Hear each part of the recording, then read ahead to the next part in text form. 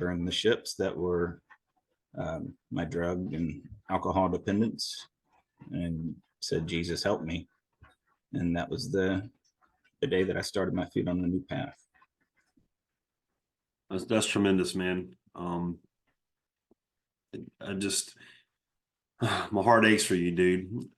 But I understand where you're coming from, because sometime in my own journey, I had to get to a place in my life where he was the only option, because I had done everything else. I had chased everything in a bag. I chased everything in a bottle. I chased, pleasure seeking at the highest level, escapism. You talk about that in one of your blogs. I want to touch base on that in a second.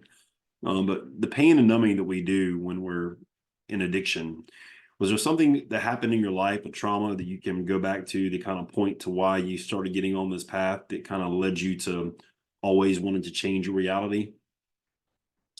That's a great question. And I've talked about those types of things in like support groups, Celebrate Recovery, church small groups, various events in my life that kind of snowballed, and recurring events that culminated in having just a pain that I carried with me, and just kind of hung in my mind and hung over me. And at some point in time, I decided that the only way that I could rid my mind and my memory of those thoughts and those memories was by just completely clouding them with drugs and alcohol, and getting to the point where my mind didn't think about them.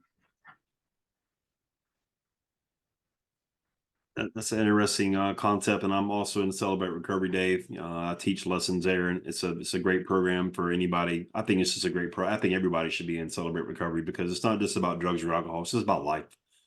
So you go through. You had a blog and talked about facing the storm, the buffalo analogy versus a cow, and